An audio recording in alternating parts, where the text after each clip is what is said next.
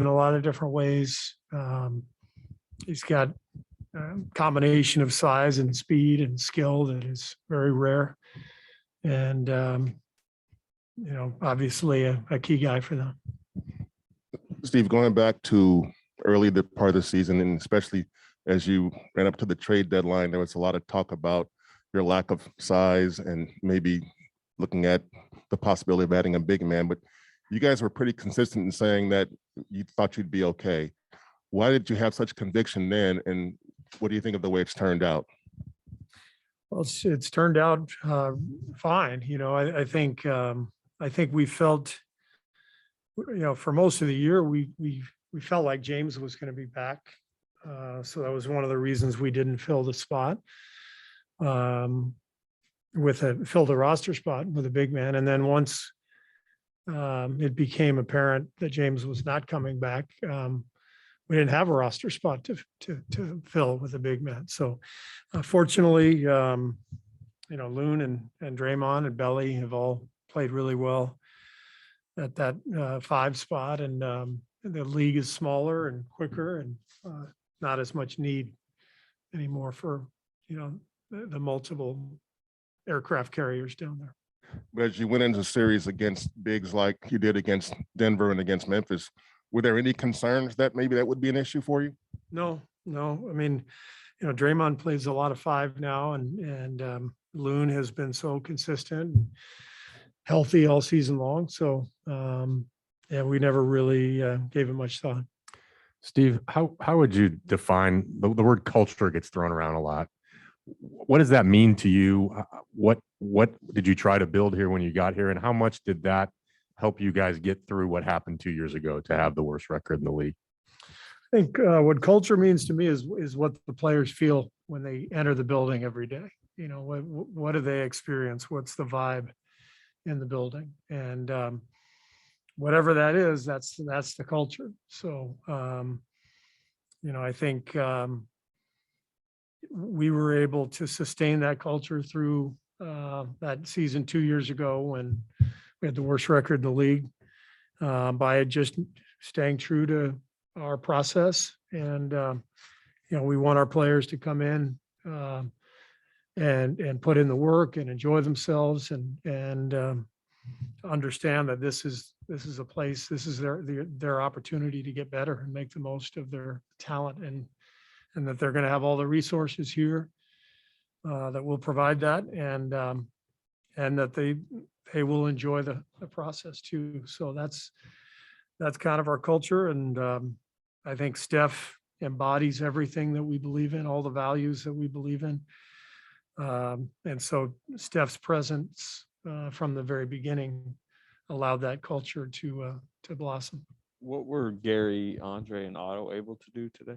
None of them scrimmaged, but they all took part in practice. So they're all progressing and doing pretty well, and we'll have an update again tomorrow and the next day, and we'll just see where it all goes. Do you have a better feel on any of their statuses after one day of practice? No, because none of them scrimmaged yet. Derrick White was kind of one of the most underrated moves at the deadline, I'd say. And, obviously you saw a lot of him in San Antonio. What have you thought about what he's brought to Boston, especially with their defense? Yeah, I coached Derrick in the World Cup a couple of summers ago, so I know him pretty well, and really, really good two-way player, combo guard. I think he added a lot to their team when he was traded there. It was a really good pickup for them. Another ball handler, another passer, another guy to help them get organized. And he's obviously played a key role in the playoffs. He's had some really big games for them. Steve, as a historian of the league, does the name the Boston Celtics mean something more? I mean, did seeing that as an opponent in the finals, is it give it a certain kind of aura that, I'm not to denigrate any other opponent, potential opponent, but that, that it just, they still kind of carry that aura? For sure. I mean, I think anybody with a subjective point of view would tell you that the Celtics and the Lakers are the two biggest brands in the game. And They each have the most history to their franchises. There's just something about playing in Boston that feels special. Every year we only play there once a year in the regular season, but it always feels like a special game. Their fans love the game. There's a great energy in there. The green and white jerseys, it's classic NBA stuff. So it's exciting to be playing them. Steve, Steve, you have the benefit of hindsight. When I ask this question, I'm building off what Ron said. When you think about the 2 or 3 seasons you guys were down, when you go look on that, how important? Two. I'm sure we get that right. Did pretty well this season, though, so far. Okay, so with Go on, the go on. benefit of hindsight, how important were those 2 seasons just to where you guys are now in terms of development and getting guys back, and also the health of you guys when the pandemic made the bubble, made players play through the bubble and have all those things. Well, how important was that time for you guys when you guys were down for those 2 seasons? Yeah, I mean the development and the space for the front office to rebuild the roster after losing so many key guys after the 19 finals. It was all much needed. So, we end up drafting and working with Jordan Poole the last couple of years and trading for Wiggs. You had Loon, becoming a different player from where he was 3 years ago. You had, some time to really evaluate our team from one year to the next, which I think helped our front office select our free agents this past year, based on what we all experienced the previous couple of years. And then I think the pandemic year when we had the worst record in the league, I think it was actually very helpful not to go to the bubble. I think our guys, frankly, were kind of fried emotionally from that 5-year run, going to the finals every year and being injured. And I think being away was the best thing for our guys to be able to kind of re-energize. Steve, Boston got stretched to go a game 7, I think 2 in a row now, right? What, in your experience in postseason play, what kind of impact does that have on a team, if any? And what do you think that'll portend for this finals? Well, I don't think that it hurts them in any way. I mean, you obviously health is always something that you worry about as a coach. Whether you play a 7-game series or a 4-game series. We got 3 guys injured, and we haven't gone 7 yet, so it doesn't necessarily connect. But sometimes you get through a gauntlet like that and come out on the other side, you're stronger for it. So once you get to this point and you get a fresh start, I think nothing else really matters. You're here and you lay it on the line, see what happens. Steve, what in your mind makes Marcus Smart such an elite defender? Like, what specifically? Well, his strength and his anticipation. He's got a incredible feel for the game at that end. He's like the guard version of Draymond. He's reading angles. He's guarding all 5 positions. If he switches onto a 5-man, he's so strong that he can hold him off.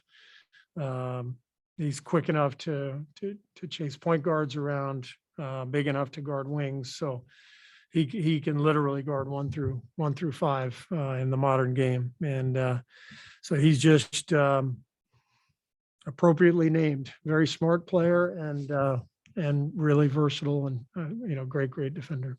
Steve, how do you think Jordan has handled himself during this postseason? And in what ways have you seen him grow during this playoff run? Jordan's been great, to be able to carry over what he's built over the last couple of regular seasons into the postseason and have so many big games for us at such critical times. It's been fantastic to watch his development, and this is what it's about. These are the most competitive games that you'll ever play, and as an NBA player. So the fact that he has responded so well is a great sign. Steve, you mentioned a little while ago what a key move it was to get Wiggins, what it meant for the roster. I imagine they bounced his name to you, probably well before the actual trade happened. What were your thoughts at that point? And then when did you know, yeah, this is going to be a perfect fit? I think, what I liked and the coaching staff liked when his name was floated was just the size and athleticism. I've talked a lot about how much of our wing core we lost that year. It was basically wiped out. Andre, Sean, Clay, Kevin. And we just didn't have the length and athleticism to guard all the great wings in the league. And if you don't have that, you have no chance. So really liked the idea. And then when the trade happened, it was a chance for us to evaluate Wiggs. And I think he only played about 15 games before the pandemic ended the season, but those 15 games were impressive. He showed what he could do defensively. I think he's started to get more comfortable playing the way we play. Although Steph and Clay weren't out there, we were still running some of the same actions.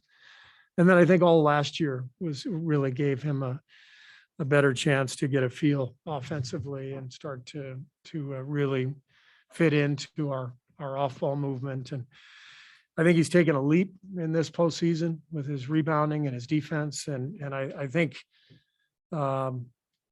continuity is so important in this league that you can't just throw people together and expect it to work. So the previous, year and 15 games, whatever it was, 2 years ago, and then this season, it's all led to this point. And Wiggs has just been a perfect fit, and we wouldn't be here without him. That's for sure.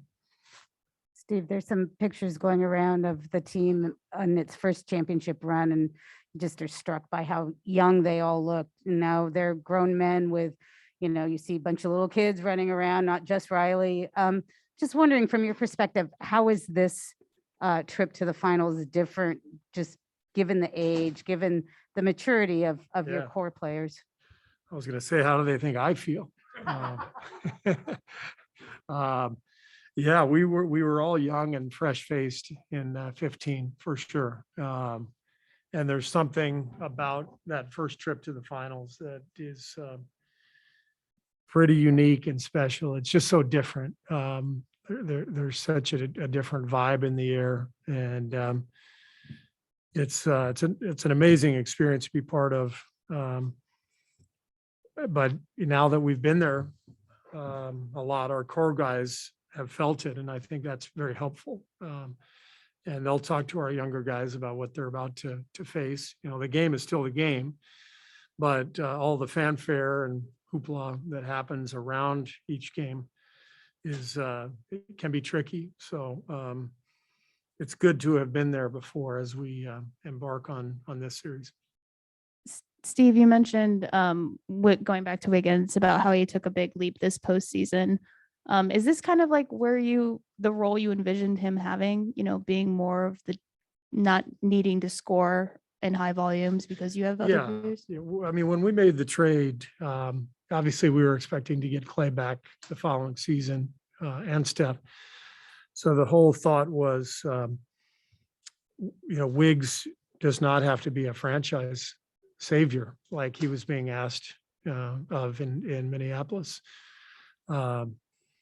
This was a really seemingly an ideal fit because Steph and Clay and Draymond had already accomplished so much, and we had our core. So it was really more a role to play than a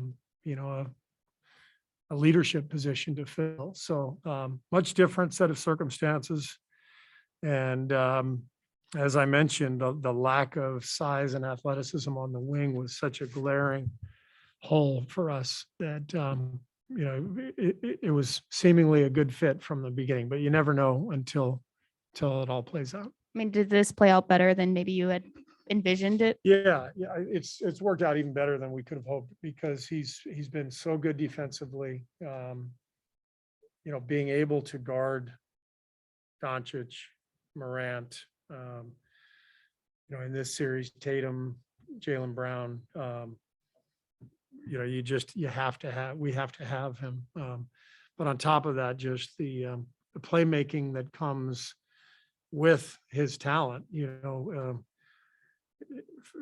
again, our focal point offensively is going to be Steph and Clay and now Jordan. So to have Wiggs as a secondary playmaker, it's just a huge luxury. So there have been a lot of plays in this playoffs where, maybe a play breaks down and Wiggs gets the ball and he's got no problem, creating an open shot for himself. And we haven't always had that. We had it with Kevin. We didn't really have it before Kevin arrived. So it feels like now with this team, we've got more guys who can generate a shot either for themselves or for their teammates. And that's incredibly helpful, especially when you play against a team like Boston that's so good defensively. Today was, yeah.